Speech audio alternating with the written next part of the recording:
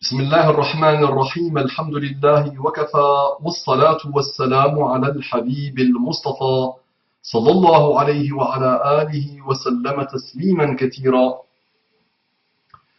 إن الله وملائكته يصلون على النبي يا أيها الذين آمنوا صلوا عليه وسلموا تسليما صل وسلم على محمد رب اشرح لي صدري ويسر لي أمري واحلل عقدة من لساني يفقه قولي. Cette parole qui a fait que ton cœur n'a pas su, n'a pas compris d'où vient ce bonheur ultime qu'il a senti. Cette parole-là est la parole d'Allah. Rabbi shrah li sadri. Ô mon Seigneur, apaise, affermis mon cœur. Rabbi shrah li sadri wa yassir li amri wahlul 'uqdatan min lisani yafqahu qawli. C'est la parole d'Allah, c'est le Coran. إخواني أخواتي أبنائي بناتي أعزائي عزيزاتي أصدقائي صديقاتي أعدائي عدواتي mes ennemis et mes ennemis, je vous aime tous en Allah subhanahu wa ta'ala, malgré toutes les animosités, malgré toute la volonté d'être dans la désunion, dans la divergence maléfique, malgré, je vous aime tous en Allah subhanahu wa ta'ala et je vous dis Assalamu alaikum wa rahmatullahi wa barakatuh. Belle salutation, belle invocation, beau pacte de paix, de miséricorde, de bénédiction et plus globalement de tous les excellents comportements islamiques, humains et citoyens. Mes frères et sœurs encore pas musulmans, ça viendra, c'est inéluctable pour la majorité des habitants de la terre. Ça viendra obligatoirement.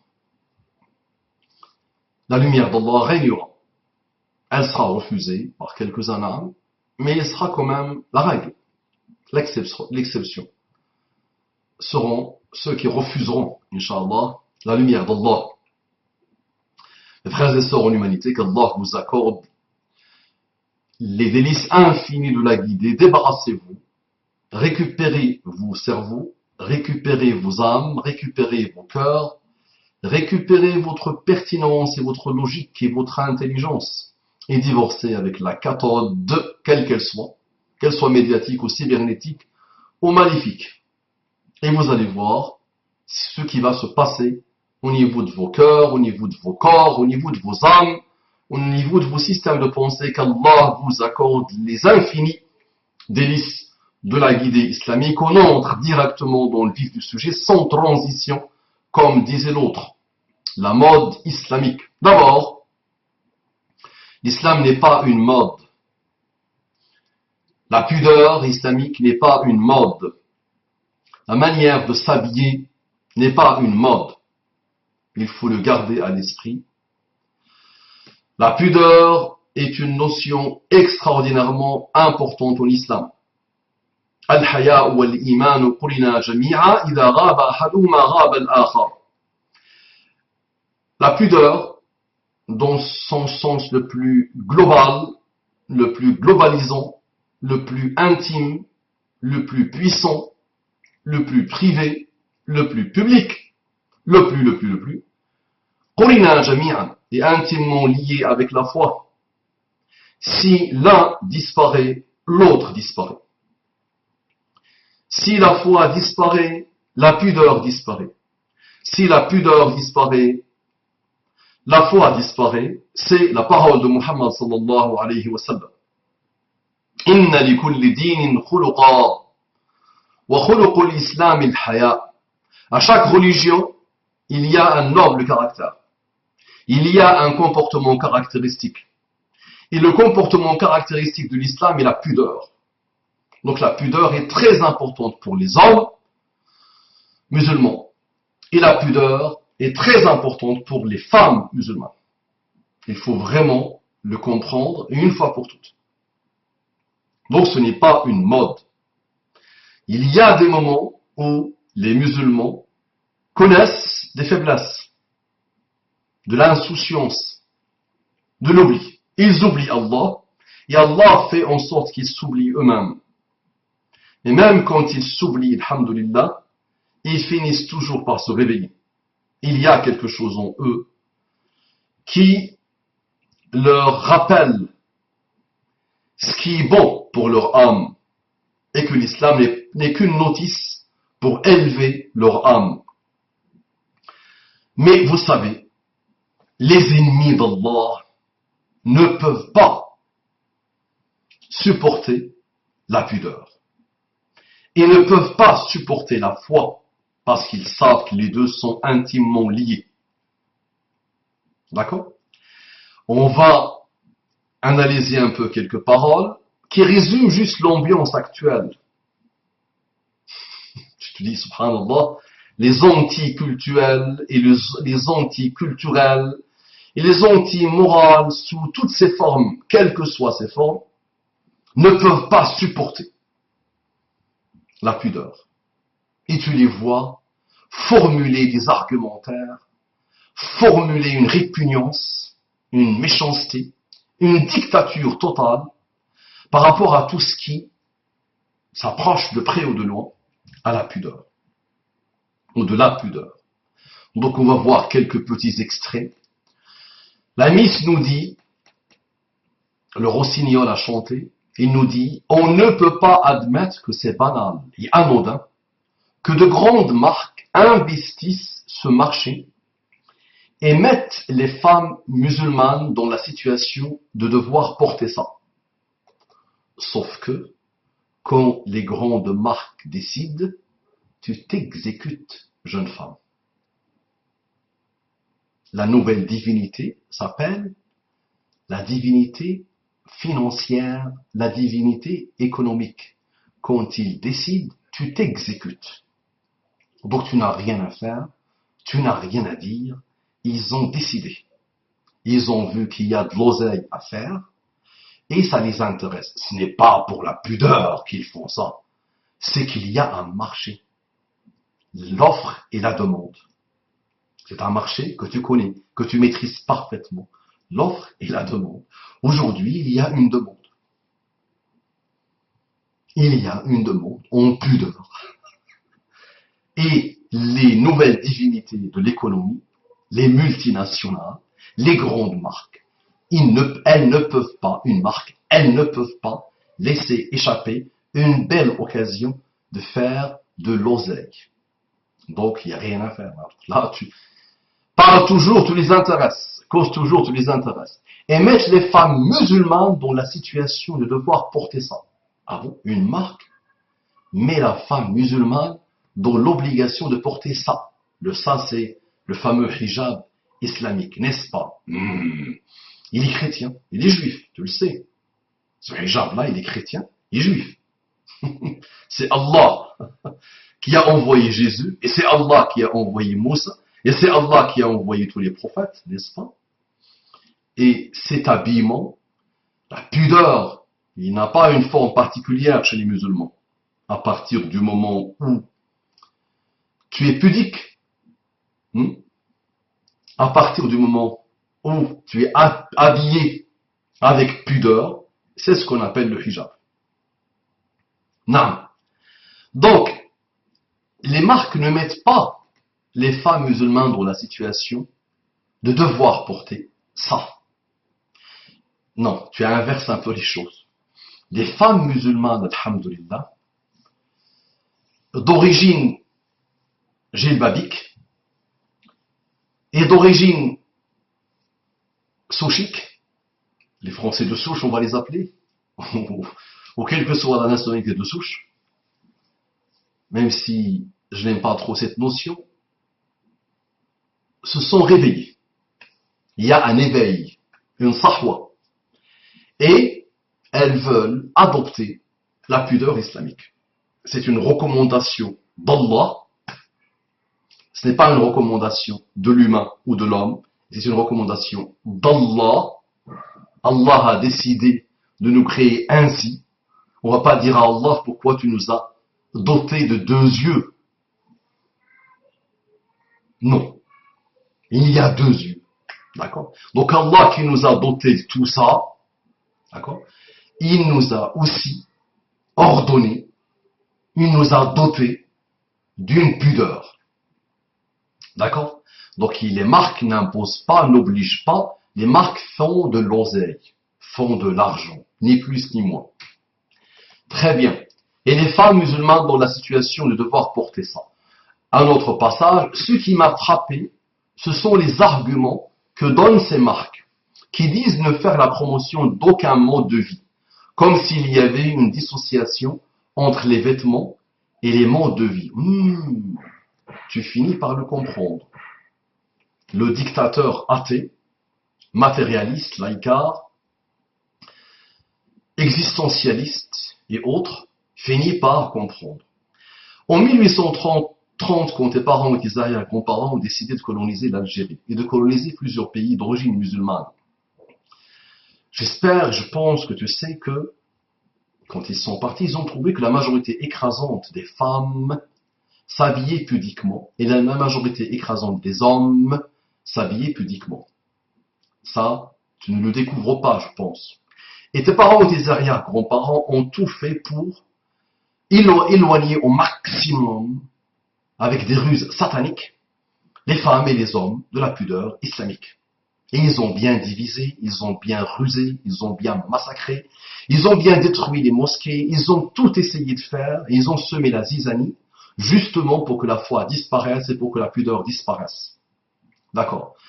Nam, ta civilisation, madame, ta civilisation, monsieur, l'athée, extrémiste, ne supporte pas la morale et ne supporte pas la pudeur. Non. Et donc, c'est vrai qu'on nage aujourd'hui dans la folie totale de l'impudeur, de la débauche. Non. Les marques, madame, je te le rappelle encore, c'est ce qu'on appelle tamakhad al-fil fawlad fa'ra. Tamakhad al-fil fawlad fa'ra. La montagne qui a accouché d'une souris. Les marques font de l'oseille. Point barre. Comme s'il y avait une dissociation entre les vêtements et les modes de vie, ça ne t'a pas dérangé que ton pays est le premier producteur de sex toys dans le monde. Ça ne t'a pas posé problème que ton pays est le plus grand consommateur des sex toys. Ça ne t'a pas posé problème qu'il y a toutes les dérives, toutes les décadences, toutes les débauches sexuelles et morales chez ton pays et chez ces pays dirigés par les athées et les matérialistes. Ça ne t'a pas posé problème.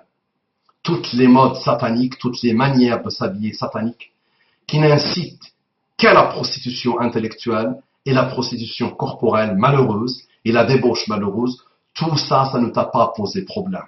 Quand les marques athées à la base, matérialistes à la base, jugent que la seule divinité qui compte s'appelle l'oseille, et donc l'oseille passe avant tout et passe partout, et quelles que soient nos croyances, on se fiche royalement, et quels que soient nos dogmes, nos credos, on s'en fiche royalement, ça c'est la marque qui parle, à partir du moment où je peux faire entrer l'oseille. Les femmes musulmanes n'ont pas attendu les grandes marques pour décider de mettre ou pas le hijab. D'accord? Rien, n'importe quel vêtement, d'accord, peut être utilisé comme hijab.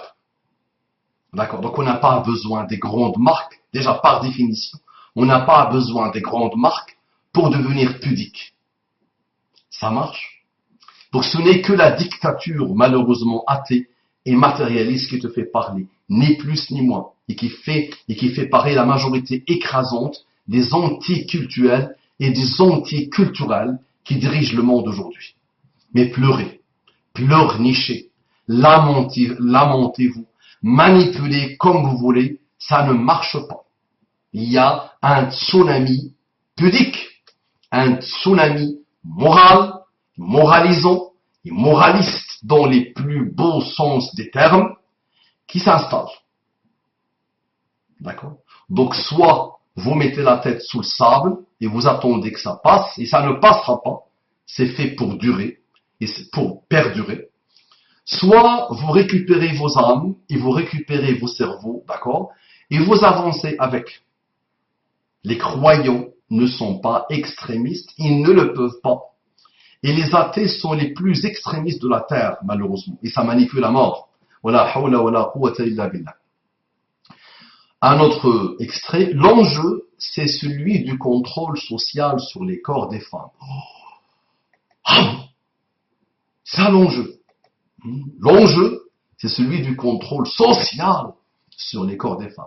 Lorsque des marques investissent ce marché de la tenue islamique, parce qu'il est lucratif, elles se mettent en retrait de leur responsabilité sociale et d'un certain point de vue font la promotion de cet enfermement du corps des femmes.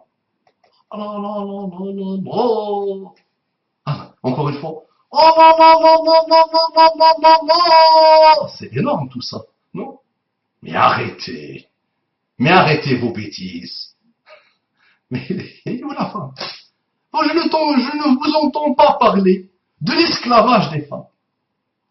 Wallahi, cet esclavage, l'humanité ne l'a pas connu. Et des hommes en même temps. Et il y a l'esclavage des femmes. Je ne vous entends pas sur la prostitution des femmes. Ah oui, on a interdit la prostitution, le proxénétisme. Ah bon, vous l'aviez interdit. La hawla wa la quwwata illa billah. Quand des étudiantes vendent leur corps pour financer leur étude, vous appelez ça comment? Qu'est-ce que vous l'appelez? Quand vos hommes sont complètement perdus, les pauvres. Et quand vos femmes sont complètement perdues, les pauvres. Et quand les sentiments sont complètement perdus, wala hawla wa la quwwata illa billah. Quand il n'y a que le langage de la chair qui compte. Quand il y a cet individualisme exacerbé, malheureusement. Vous êtes où, vous? Ah oui, mais si on commence à parler de cela, on devient moraliste, on va moraliser l'espace laïcal, athée, matérialiste. Oh là là. Oh, l'enfermement du corps de la femme. Mais si la femme décide, qu'est-ce qu'on fait? C'est la femme elle-même décide. Qui peut aujourd'hui obliger une femme ou obliger un homme? Chacun fait ce qu'il veut aujourd'hui. Nous sommes dans un monde où il n'y a plus d'autorité, il n'y a plus rien, il n'y a plus de devoir, il n'y a plus de valeur, il n'y a plus rien, sans vouloir être pessimiste. Donc qui peut obliger une femme? Normalement, les athées sont tolérants, sont indulgents, sont souples, sont ouverts d'esprit. On ne nous a pas signé ça depuis très longtemps, depuis des siècles et des siècles et des siècles, malheureusement. N'est-ce pas? Laissons les femmes libres choisir ce qu'elles veulent. Qu'est-ce qui vous dérange? C'est que votre système de pensée que vous avez envoyé à l'humanité, par lequel vous avez attaqué toute l'humanité, vous avez déstabilisé l'humanité, est en train de montrer ses limites. Il ne peut pas. Il ne peut pas. Parce que Allah a mis quelque chose en l'humain qui fait qu'il ne peut pas laisser passer, laisser continuer, durer, perdurer ce type de système maléfique. D'accord? Donc, l'enfermement du corps de la femme, si tu résumes la femme à 2 seins et à 2 fesses, pourquoi pas? La femme est autre. La femme est en train de te dire, je suis autre. Je ne suis pas qu'un corps qui sert à vendre les insecticides et les pesticides et les anti-mouches et les anti-drosophiles et les voitures et les murs et le papier peint et blabla et blabla blabla. Je suis autre. Je suis une âme. Je suis un esprit. Et vous, vous êtes des dictateurs. Vous êtes des extrémistes. Vous avez besoin de déradicalisation. Wallahi.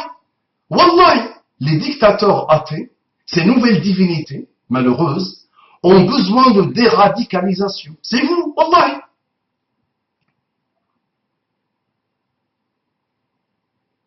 D'accord? Vos manipulations, vos ruses, ont mis dehors, hors du circuit scolaire, professionnel, social, des milliers et des milliers de femmes. Des gros calibres. Des femmes qui ont des doctorats, des diplômes d'ingénieurs, des DESS de l'époque, des DEA, des femmes d'un niveau très élevé. Vous les avez mis hors du champ social à cause de votre dictature. Vous nous avez mis en place la fameuse loi anti-hijab, il fallait l'appeler, anti-pudeur, il fallait l'appeler, juste pour continuer à combattre cette chose qui vous déstabilise depuis très longtemps, qui s'appelle l'islam. Et vous continuez votre croisade, vous la connaissez la croisade, rappelez-vous, fameuse croisade de vos arrière-grands-parents. Vous continuez votre croisade contre l'islam et les musulmans, et les musulmanes. Et vous nous dites qu'elles sont soumises à leur mari, à leur époux, à leurs parents, à la pression sociale, à leur quartier, et blabla, et blabla, et blabla. Ah non, elles sont soumises à Allah. Elles sont heureuses d'être soumises à Allah. Et cette notion de soumis ou de soumise en islam n'a pas cette connotation très péjorative que vous lui avez fait porter, malheureusement. Parce que ça manipule même les mots. Même les mots sont manipulés aujourd'hui par nos amis athées, matérialistes, laïcards. D'accord? Bon, pourquoi pas? Continuons. Ces tenues révèlent l'enfermement du corps des femmes, encore une fois. Ces tenues révèlent l'enfermement du corps des femmes. Et les autres tenues, ça révèle quoi? Ça révèle quoi, les autres tenues?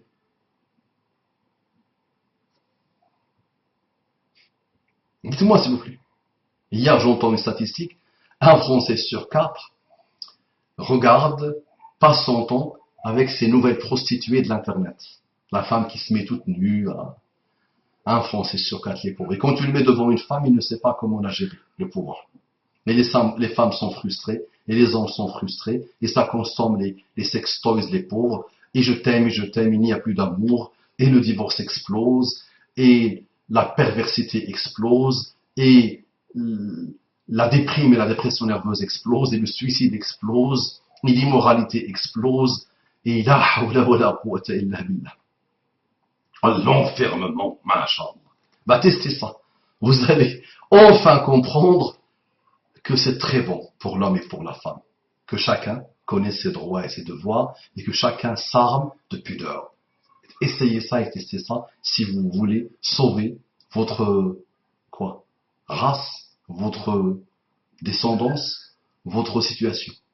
Messieurs et dames, 4e ou 5e puissance mondiale qui est complètement perdue et qui se perd et qui ne sait plus sur quel pied danser. Elle nous dit encore, dans certains quartiers, on voit de moins en moins de femmes dehors dans les cafés. C'est peut-être de votre faute. Ah ben oui, c'est peut-être de votre faute. Elles deviennent méchantes. Elles dérangent. Elles sont soumises. Vous leur avez interdit le circuit scolaire. Vous leur avez interdit le circuit professionnel. Et vous les frustrez à mort. D'accord? Et en plus, vous leur dites que les marques sont en train de vous manipuler et ils veulent vous habiller encore plus. Bien. Bien sûr, il y a des femmes qui choisissent. Il y avait des nègres africains, des nègres américains qui étaient pour l'esclavage. Bien sûr, il y a des femmes. Non, il fallait dire bien sûr, il y a les femmes qui choisissent. Personne ne peut obliger personne aujourd'hui. Moi, en tant que père, d'accord, j'ai 7 filles, alhamdoulilah, je ne veux pas les obliger. J'essaye de les conseiller, j'essaye de leur montrer un début de chemin, et chacune va faire ses choix. Et chacune rendra des comptes devant Allah subhanahu wa ta'ala. D'accord? Personne ne peut obliger personne. Et vous avez vu avec toute l'armada puissante que vous avez utilisée depuis des siècles et des siècles, des femmes continuent à se réveiller et des hommes continuent à se réveiller. Maintenant, faire le comparatif entre les nègres, ça me rappelle ce que Ayman al-Zawahiri avait dit de Obama à ses débuts. Ah oui, tu argumentes avec les arguments de Ayman al-Zawahiri. Comprenez, essayez de comprendre ce que j'essaie de dire. Il disait à Obama, rappelle-toi Obama, les nègres, il y avait des nègres qui préféraient travailler dans les champs, et il y avait des nègres qui préféraient travailler à l'intérieur de la maison, dans le foyer de l'homme blanc, du Seigneur. Naam. Donc vous nous faites ces comparatifs malheureux. Malheureux. Mais une simple réflexion nous montre aujourd'hui que le comparatif ne passe pas. Aujourd'hui, nous sommes dans un monde où cette notion de devoir n'existe même plus. Cette notion d'autorité est refusée partout. Il y a eu un enracinement de la manipulation. Mais malgré ça, il y a des hommes et des femmes, alhamdoulilah, qui se réveillent et qui s'éveillent. D'accord? Arrêtons de leur bousiller le moral. Arrêtons de diviser. Arrêtons de les montrer du doigt. Arrêtons de dire à cette France que vous manipulez, il y a ces notions bizarres, ces corbeaux-là, qui s'installent dans vos pays, qui menacent votre pays. L'histoire est une histoire d'argumentation. Ni plus ni moins.